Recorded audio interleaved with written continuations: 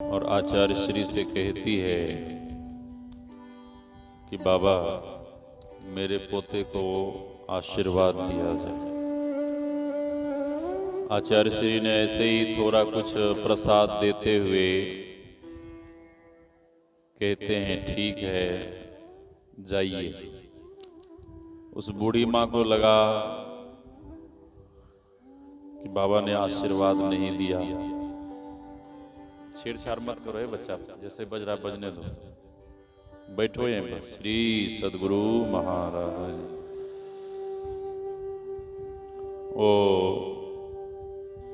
बूढ़ी माँ चरण में पड़कर रोने लगी। आचार्य श्री पूछते हैं कि माता जी क्यों रो रही है।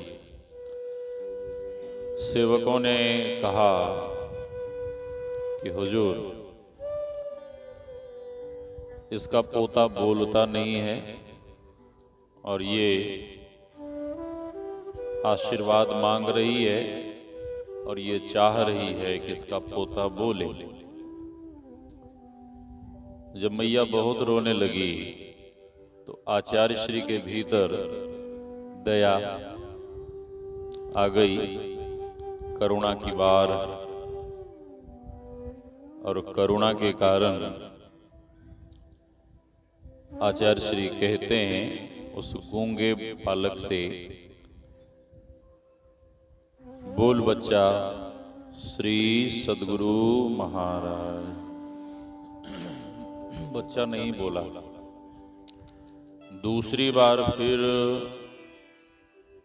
आचार्य श्री कहते हैं बोल बच्चा श्री सदगुरु महाराज। बच्चा नहीं बोला। तीसरी बार जैसे ही आचार्य श्री कहते हैं बोल बच्चा श्री सदगुरु महाराज, वो गूंगा बच्चा भी जोर से बोल उठा श्री सदगुरु महाराज की। इधर हाल फिलहाल की एक घटना है, कुछ ही दिन पहले की घटना है। ध्येयं सदा परिभवग्न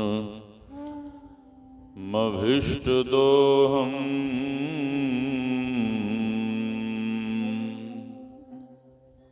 तीर्थास्पदं शिवविरञ्चि नुतं शरण्यम् वृत्यार्तिहं प्रणतबालभवाब्धिपोतं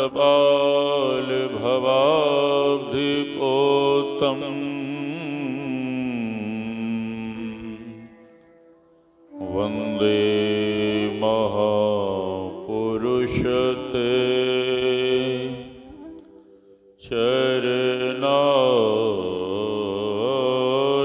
चरणारविन्दम्। गुरुर्ब्रह्मा गुरुर्विष्णुः गुरुर्देवो महेश्वरः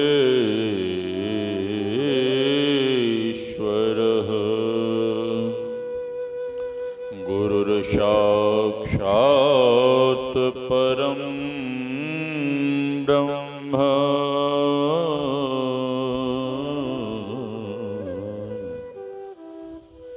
तस्मै श्री गुरवे नमः। धन्य धन्य सद्गुरु सुखद महिमा कही न जाय। जो कछु कहूँ तुम्हारी कृपा,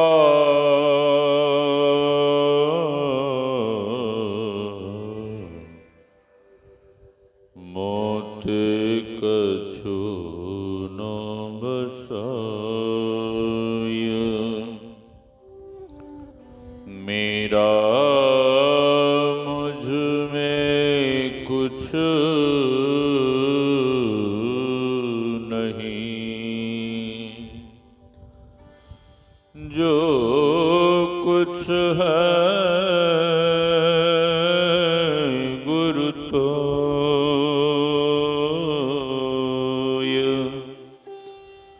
तेरा तुझको सौंपता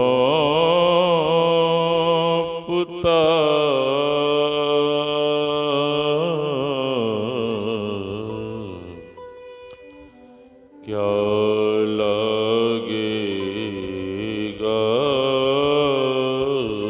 मोर, तेरा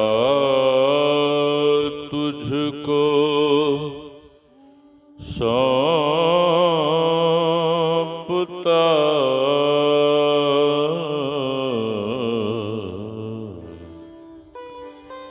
क्या लगेगा मोर।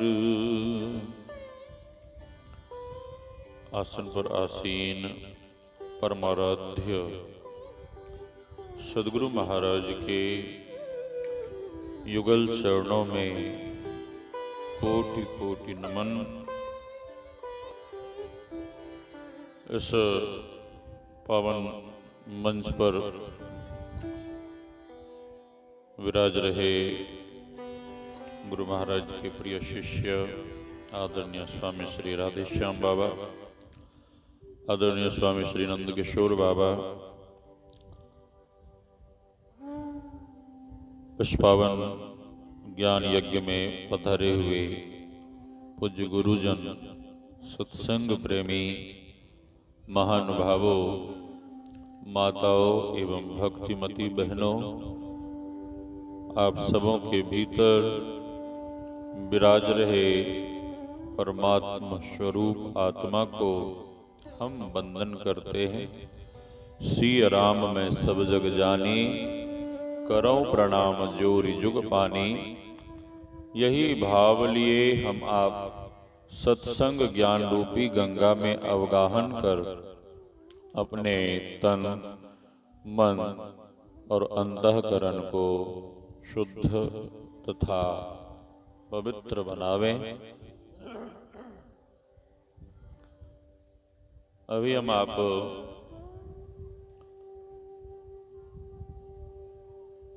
श्री रामचरितमानस सारस्वतिक से भगवान श्री राम के उपदेशों को श्रवण कर रहे थे। भगवान श्री राम कहते हैं, बड़े भाग मानुष तन पावा।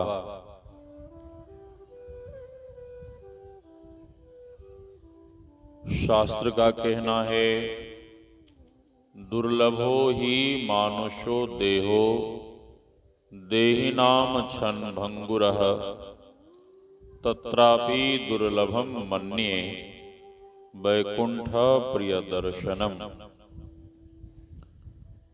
भगवान कहते हैं, we have got this human body,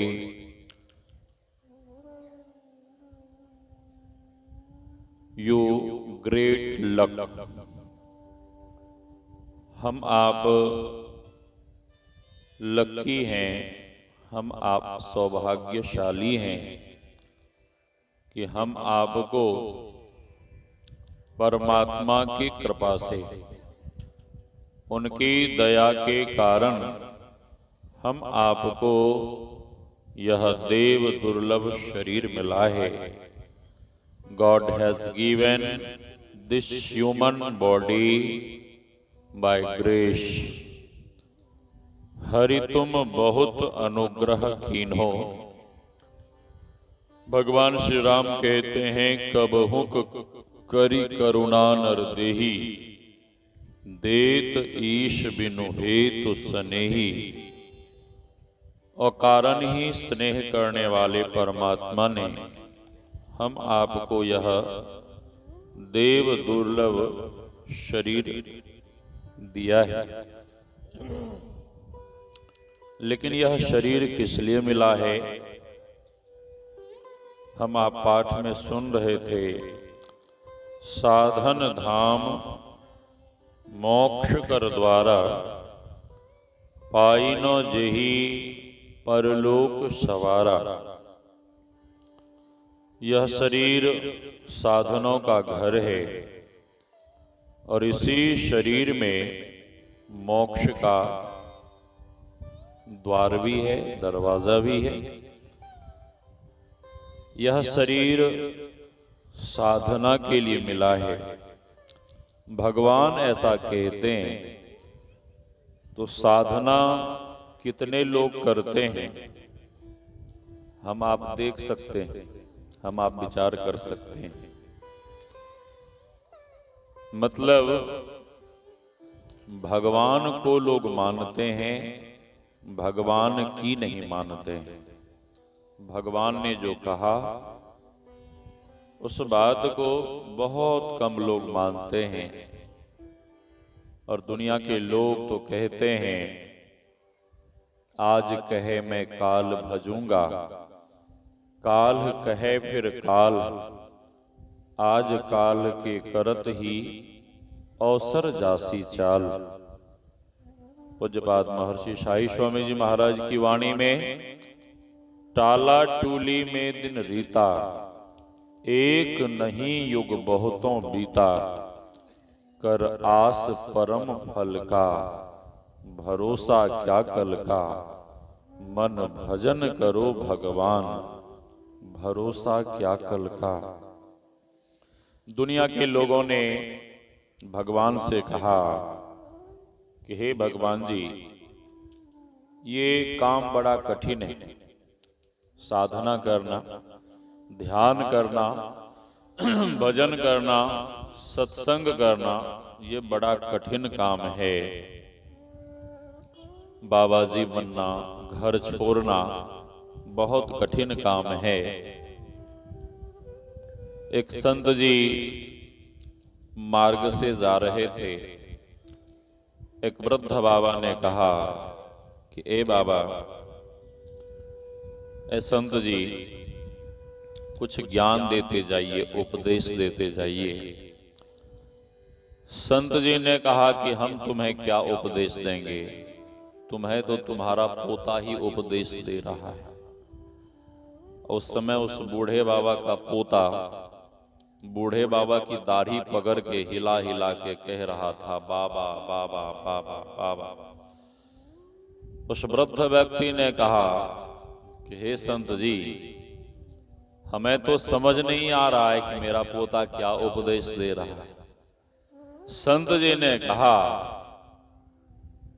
कि तेरा पोता बाबा बाबा कह रहा है।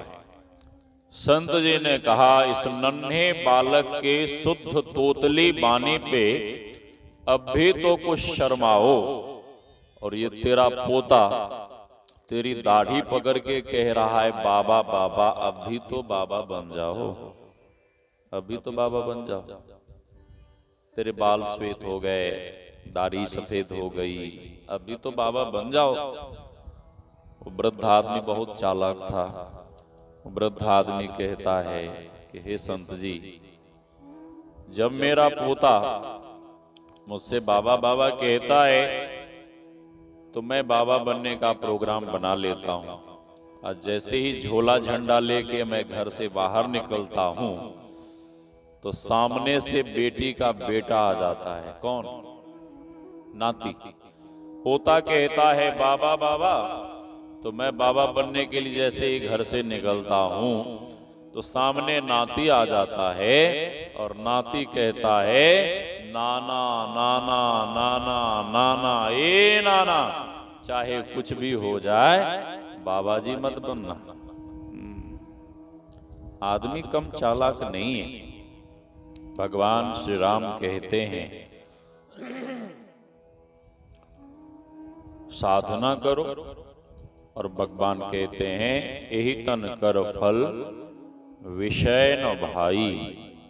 ए भाई, यह शरीर विषयों को भोगने के लिए नहीं मिला है।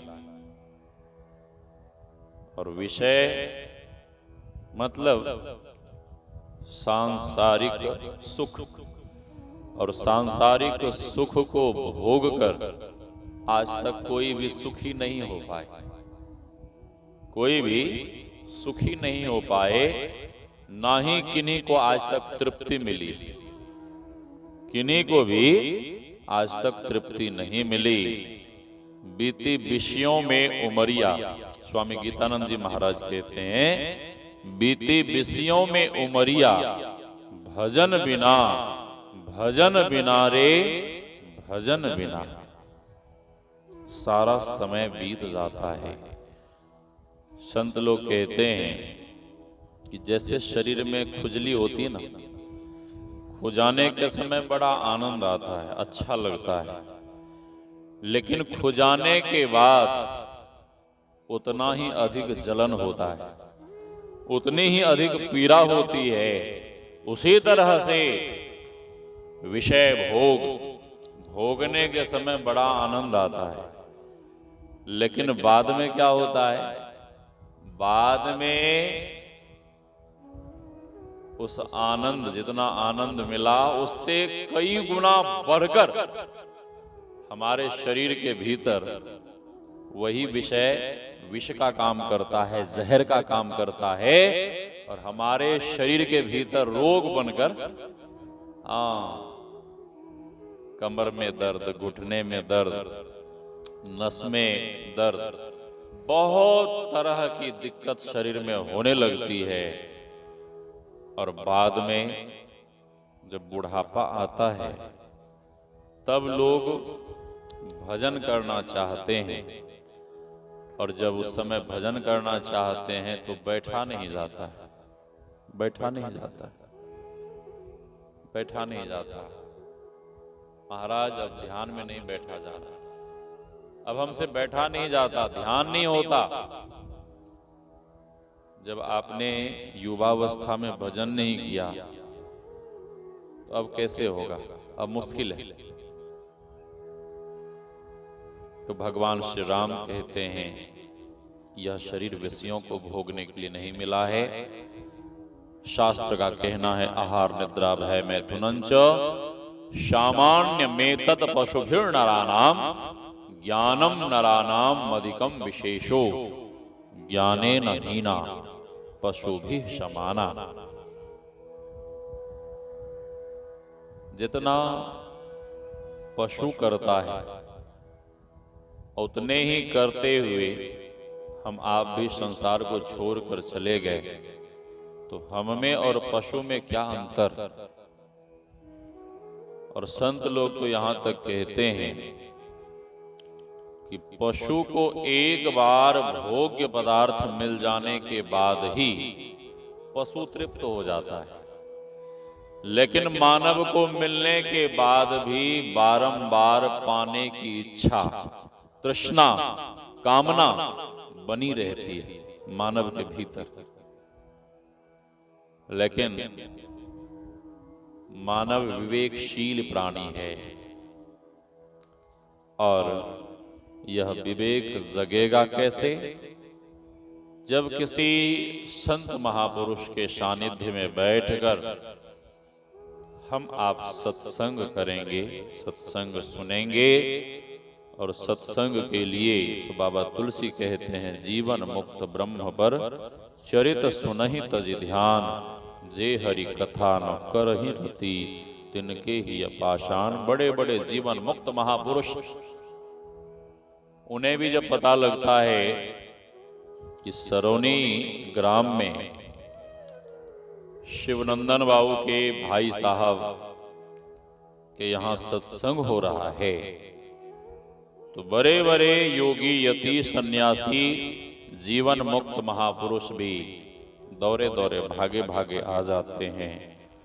और जहां कहीं भी सत्संग होता है तो सबसे पहले सत्संग में कौन आते हैं?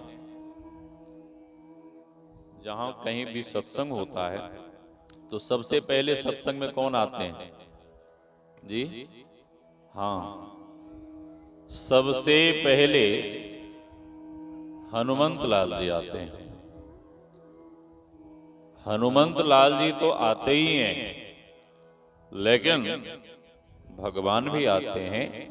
भगवान स्वयं कहते हैं, नाहम वशामि वैकुंठे योगिनाम हृदयेन च मद भक्ता यत्र गायन्ति तत्र तिष्ठामि नारद। ऐ नारद जी, जहाँ मेरे भक्त मेरा यशगान गुणगान करते हैं, जहाँ संतों का समागम होता है, जहाँ सत्संग होता है, वहाँ मैं निश्चित रूप से पधारता हूँ, विराजता हूँ। तो भगवान कहते हैं, यह शरीर विषयों को भोगने के लिए नहीं मिला है, यह शरीर साधना के लिए मिला है। एक बूढ़ी माँ साधु बाबा के पास गई और प्रार्थना करने लगी कि हे संत भगवान, मैं आपका चरण अपने घर में पधराना चाहती हूँ, भोजन कराना चाहती हूँ। संत जी ने कहा कि आज तो मैं सरौनी ग्राम में सत्संग करने जा रहा हूं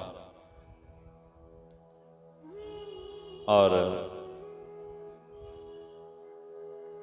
दूसरे दिन आऊंगा। कब महाराज? परसों। ठीक है, जरूर आइएगा। जिस दिन संत जी आने वाले थे, मैया 56 प्रकार के भोजन व्यंजन बनाती है। संत के आने का राह देखने लगती है और जैसे ही संत जी पधारे, मैया भावुक होकर अधिक श्रद्धा होने के कारण नाचने लगती है। थोड़ी देर के बाद ख्याल आया और कहने लगा, अरे राम राम, मैंने अभी तक संत को बैठने के लिए आसन भी नहीं दी। बैठने के लिए आसन देती है, चरण धोती है, चरणामृत लेती है, भोजन के लिए चूल्हे के पास बिठाती है। पुराने जमाने की घटना है। चूल्हा की तरफ मुख कर संत जी को बिठाती है। मैया जल्दी जल्दी भोजन व्यंजन परोस कर संत जी के सामने रख देती है और मैया संत जी के सामने बैठ जाती है। संत जी के चेहरे को, मोहरे को निहारने लगती है। संत जी देखते हैं कि मैया ने सब कुछ तो परोस दी, लेकिन पापड़ परोसना भूल गई। भोज भंडारे में होता है ना, घी और पापड़ लास्ट में परोसा जाता है। अब मैया पीछे मुरे तो पापड़ दिखे, वो तो मुरे नहीं, वो तो केवल संत जी के चेहरे को, मोहरे को निहार रही है। संत जी इसी विचार में खो गए कि पापड़ मिले तो कैसे मिले, मिले तो कैसे मिले। मैया थोड़ी देर के बाद देखती है संत जी अभी तक भोजन भी शुरू नहीं किए। मैया क्षमा याचना करती है और कहती है, संत भगवान, जो भी गलती हुई सो हुई, भोजन तो शुरू करो। संत जी मन ही मन सोचने लगे, भोजन शुरू नहीं करता हूं तब भी ठीक नहीं है, और पापड़ मांगूंगा तो प्रतिष्ठा चली जाएगी, इसलिए मांगना भी ठीक नहीं है। संत जी हाथ में जल लेते हैं, भगवान को भोग लगाते हुए मंत्र बोलते हैं, ब्रह्मार्पणम ब्रह्म हविः ब्रह्माग्नो ब्रह्मणाहुतम ब्रह्मैव तेन गंतव्यम ब्रह्म कर्म समाधिनाम। भगवान को भोग लगाते हुए जैसे ही एक कौर खाते हैं, उसके बाद पुनः उनकी दृष्टि वहीं गई। कहां? चूल्हे के पास जहां पापड़ रखा हुआ था। मिले तो कैसे मिले। हम आपको करोड़ों की चीज मिल जाए और 2 कौड़ी की नहीं मिले तो 2 कौड़ी की चीज, वस्तु करोड़ों की लगती है। संत जी भोजन शुरू कर दिए, विचार करते रहे। एक उक्ति सूझी, एक उपाय सूझा। संत जी बोल उठे, माता जी, भगवान की बहुत बड़ी कृपा है, हमारा सौभाग्य है कि आज मैं आपके घर भोजन ग्रहण कर रहा हूं। मैया कहती, अरे महाराज ऐसी क्या बात है, सौभाग्य तो हमारा है कि हमारे घर संत पधारे, परमात्मा की कृपा तो हमारे ऊपर है। एक संत कह रहे थे, मार्ग में चलते हुए आपको अनायास साधु संतों के दर्शन हो जाएं, तब समझिए आपका बहुत बड़ा सौभाग्य है कि आपको अनायास साधु संत के दर्शन हुए। साधु नाम दर्शनम पुण्यम तीर्थभूता ही साधवः कालेन फलते तीर्थम सद्यः साधु समागम। यदि कभी किसी दिन बिन बुलाए कोई साधु संत अनायास आपके घर पधारे, तब यह समझना चाहिए आपको कि परमात्मा की अहेतुक कृपा है कि आज बिन बुलाए हमारे घर संत पधारे, बिन बुलाए। हाँ। मैया संत जी कहते हैं, माता जी बात ही कुछ ऐसी है। क्या बात है महाराज जी? संत जी कहते हैं कि मैं जब कुटिया से आ रहा था तो मार्ग में बहुत बड़ा विस्तर सर्प मिल गया था और उस विस्तर सर्प से मैं बाल बाल बच गया। तो मैया पूछती है, महाराज जी कितना बड़ा सांप था, कितना मोटा, कितना लंबा? संत जी कहते हैं अधिक बड़ा सांप नहीं था। कितना बड़ा? संत जी कहते हैं ये मेरी थाली देख रही हो? हाँ महाराज जी, मैं सांप के बारे में पूछ रही हूँ। संत जी कहते हैं वही मैं बता रहा हूँ। तो संत जी कहते हैं कि अधिक बड़ा सांप नहीं था। मैया पूछती, महाराज जी बताइए ना कितना बड़ा था?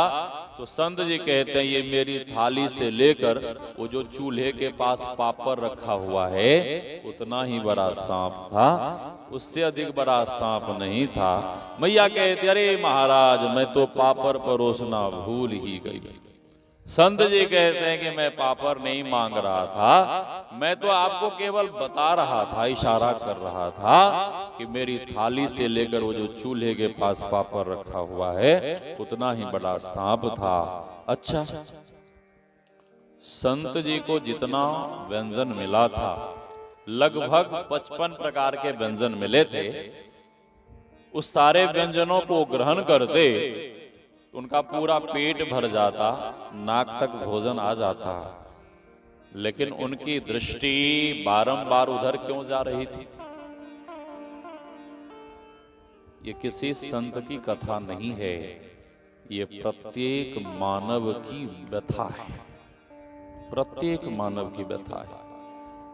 परमात्मा की दया से, गुरु महाराज की कृपा से हम आपको इतना कुछ मिला है, इतना कुछ मिला है कि उतने में ही संतुष्ट रहकर हम खूब बढ़िया से भजन ध्यान कर सकते हैं, साधना कर सकते हैं, सत्संग कर सकते हैं, साधु संतों की सेवा कर सकते हैं। लेकिन यह मन इतना चंचल है, भगवान कहते हैं चंचलम ही, श्रीमद् भगवद गीता में, चंचलम ही मनः कृष्णः प्रमाथि बलवत् दृढ़म्। ये मन कैसा है? ये मन बड़ा चंचल है, कैसे तेरा भजन करूं, जितना इसे समझाऊं उतना ही मचल जाए। ये भजन में लगता नहीं, बल पूर्वक भी लगाने के बाद ये मन नहीं लगता। मन किधर जाता है? संसार के विषयों के तरफ। आज सुबह सुबह एक लड़का मेरे सामने आया, उसने मुझे सपने में देखा।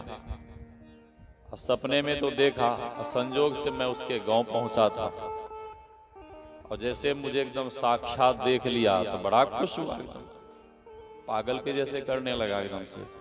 मैंने पूछा इतने खुश क्यों हो? अब उस सर पे अपना दोनों हाथ रख कर कहने लगा कि महाराज जी मैं आज आपको सपने में देखा था, आपको मैं फोन करता, लेकिन गुरु महाराज की कृपा देखिए कि आपके साक्षात हमें दर्शन हो गए, इसीलिए मैं इतना खुश हूं, प्रसन्न हूं। फिर वो बहुत बातें सुनाया हमें कि आप सपने में हमें बहुत फटकार रहे थे, बहुत डांट रहे थे, और उस बालक ने अंत में कहा कि महाराज जी ध्यान में मन नहीं लगता, ध्यान में मन नहीं लगता है।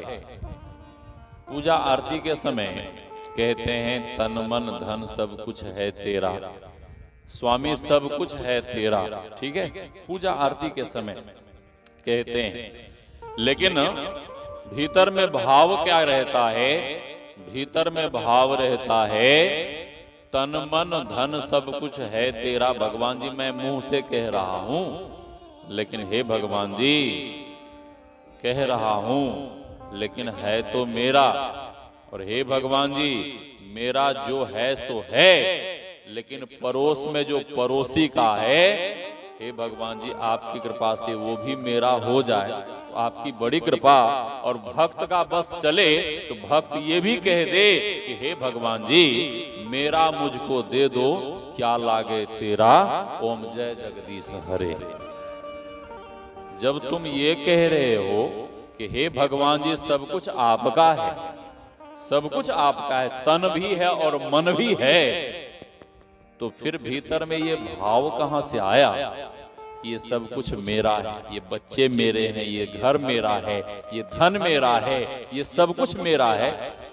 जब मन आपने अपने इष्ट भगवान को समर्पित कर दिया, सब कुछ समर्पण कर गुरु की सेव करनी चाहिए। हम आप नित्य गाते हैं ना, नित्य गाते हैं। जब आपने सब कुछ समर्पण कर दिया, तन भी समर्पित कर दिया, मन भी समर्पित कर दिया, तो फिर आप कैसे कहते हैं कि भजन में मन नहीं लगता? मतलब आपने मन को समर्पित नहीं किया है, आपने और कुछ समर्पित किया है, लेकिन आपका मन समर्पित नहीं हुआ है, आपने मन को समर्पित नहीं किया है। भगवान श्री कृष्ण अर्जुन से कहते हैं सर्वधर्मान परित्यज्य मामेकं शरणं व्रज अहम त्वा सर्व पापेभ्यो मोक्ष इष्यामि मा शुचः। हे अर्जुन सभी धर्मों को छोड़कर हमारी शरण में आ जाओ और हम तुम्हें सभी पापों से मुक्त कर देंगे।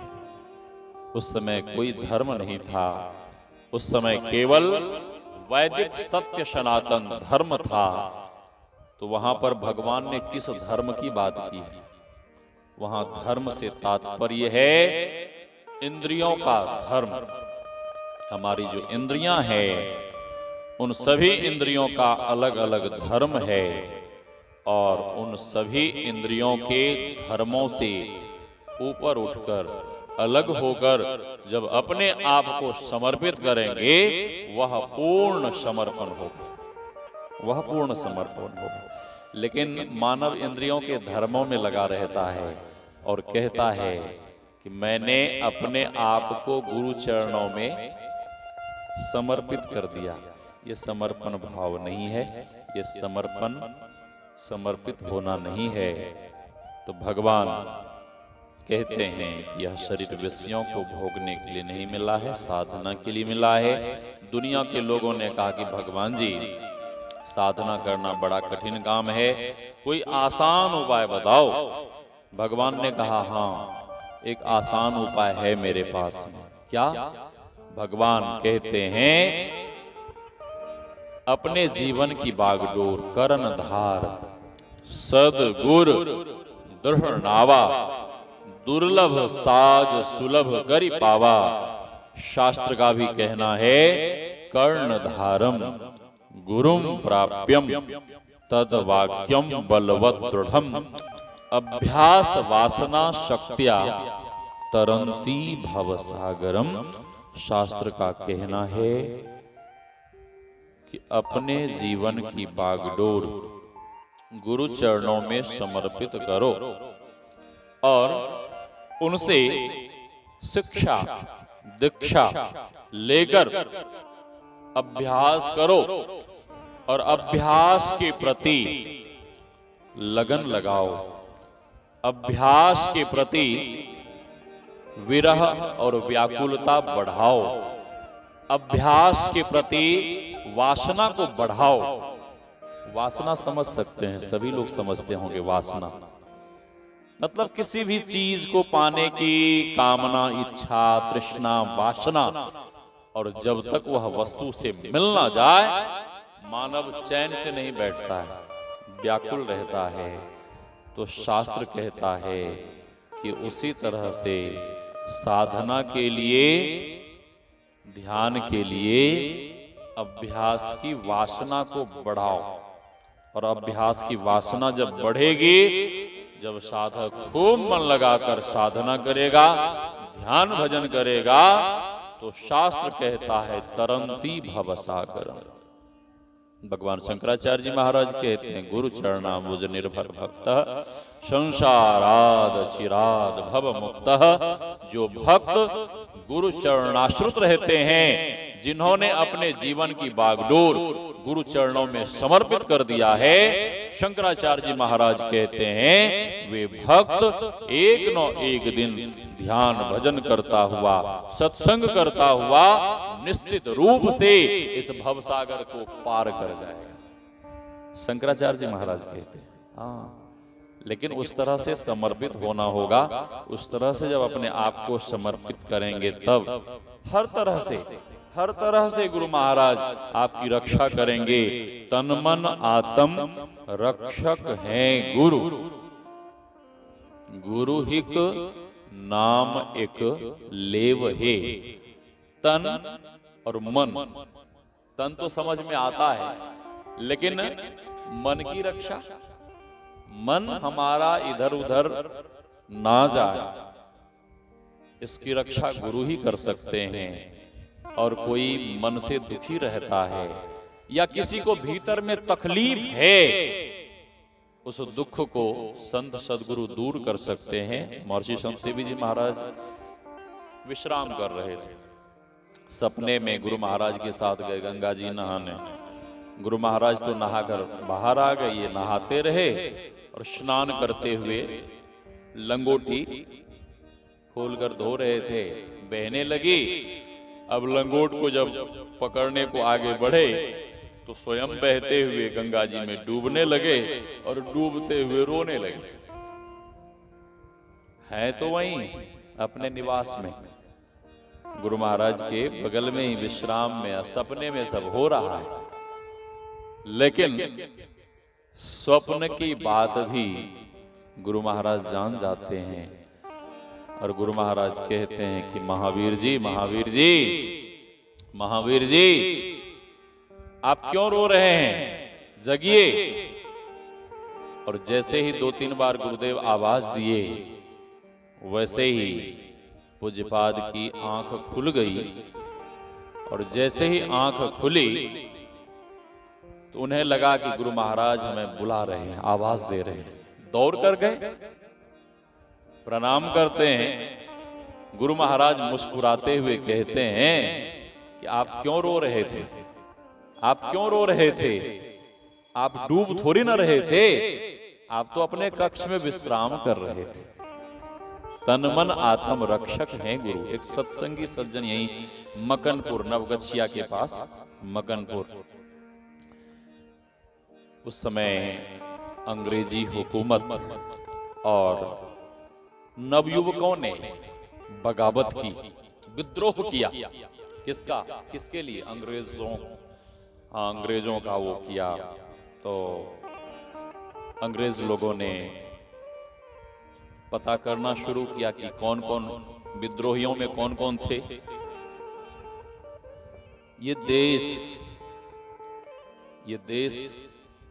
जब भी गुलाम हुआ और जितने बार इस देश पर दुष्ट लोगों ने शासन किया,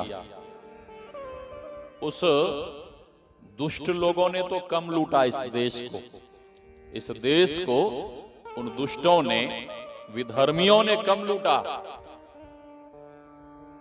अंग्रेजों ने कम लूटा, लेकिन इस देश को तो सबसे अधिक यहाँ के गद्दारों ने लूटा है। इसी देश के गद्दारों ने लूटा है। और सावधान हो जाइए, कोई महात्मा नहीं बोलता होगा, लेकिन मैं बोल रहा हूं।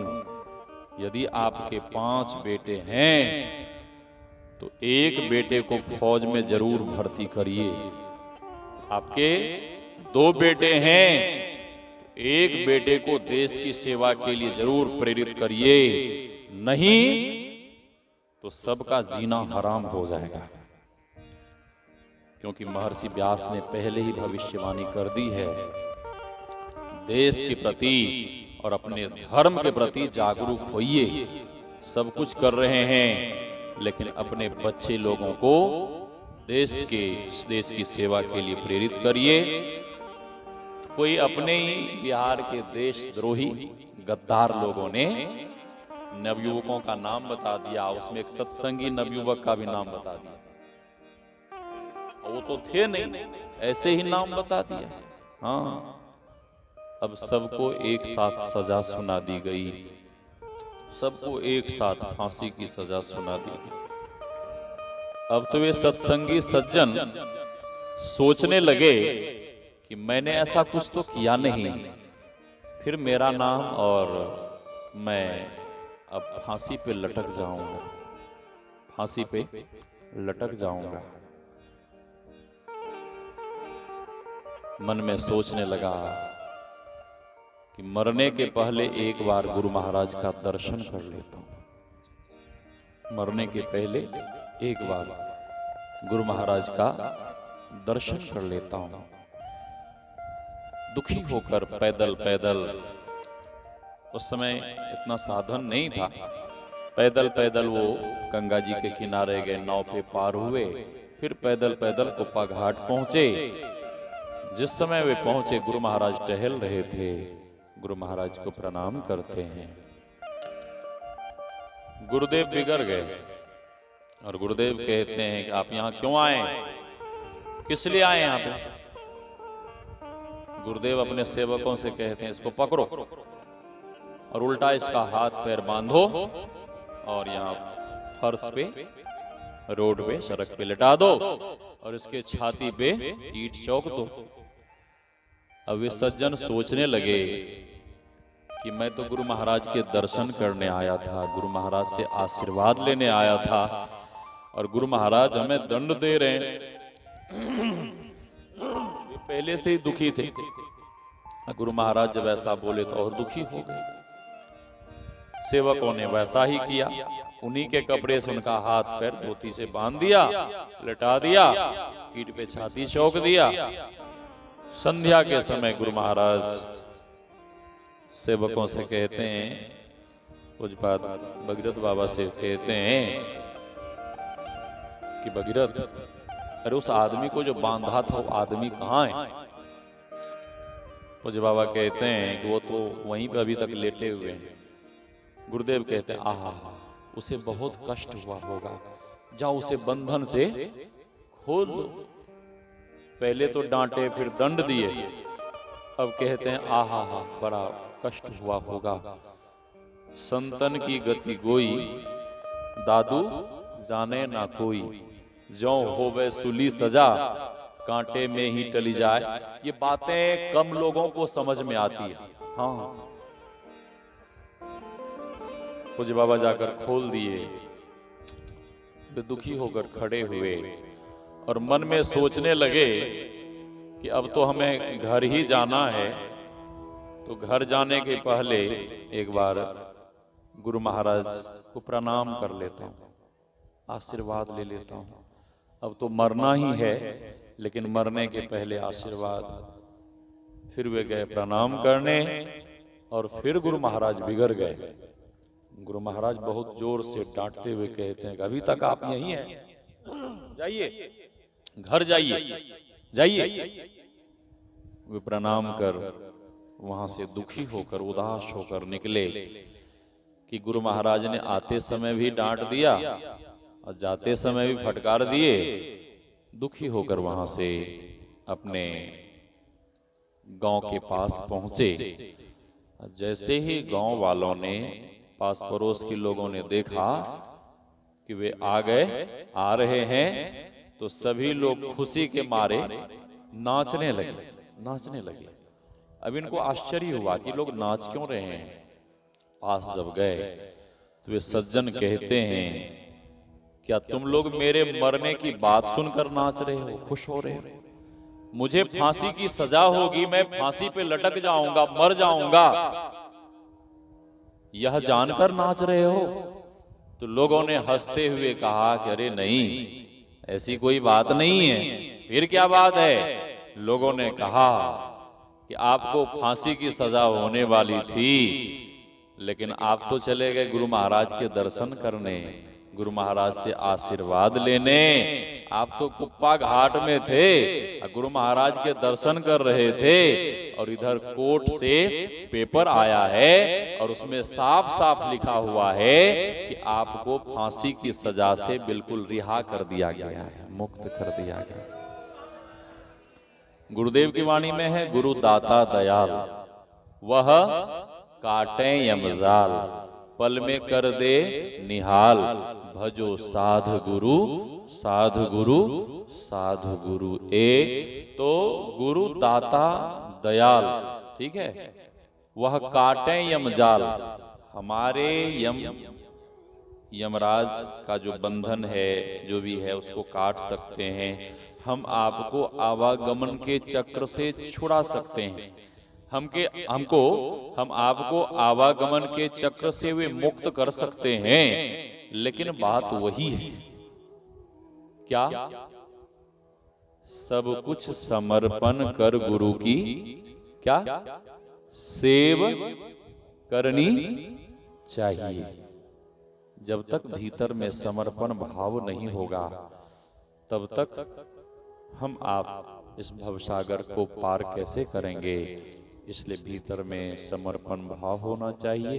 पूर्ण समर्पित होकर श्रद्धा विश्वास के साथ हम आप साधना करें, ध्यान भजन सत्संग करें, और ध्यान भजन सत्संग करने से ही हम आपका कल्याण होगा। अधिक नहीं कहते हुए वाणी को विराम। बोलिए श्री सद्गुरु महाराज की जय।